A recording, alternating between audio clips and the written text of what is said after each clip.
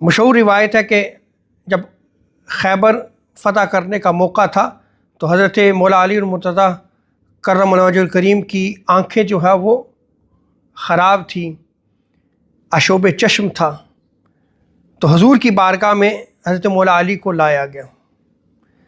تو آقا علیہ السلام نے اپنا لعاب دہن حضرت مولا علی المرتضیٰ رضی اللہ تعالی عنہ کی آنکھوں پہ لگایا تو وہ آشوب چشم ختم ہو گیا، وہ بیماری جو آنکھوں کی تھی وہ ختم ہوگی۔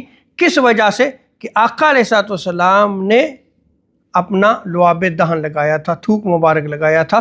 تو جہاں آقا علیہ السلام کا لعاب دہن شیریں تھا، خوشبودار تھا، وہیں اس سے شفا یابی بھی ملتی تھی۔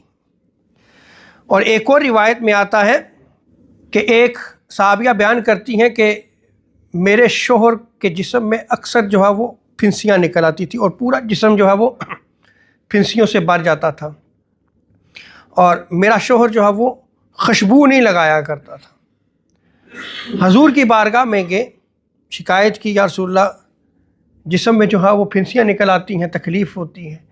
تو آقا علیہ السلام نے اپنا لعاب دہن یعنی تھوک مبارک جو ہے وہ ان پھنسیوں پہ لگایا، وہ پھنسیاں بھی ختم ہو گئیں اور ان کے جسم سے جو ہے وہ خوشبو آنے لگی، اس لیے کہ آقا علیہ السلام نے ان کی پھنسیوں پہ اپنا لعاب دہن لگایا تھا۔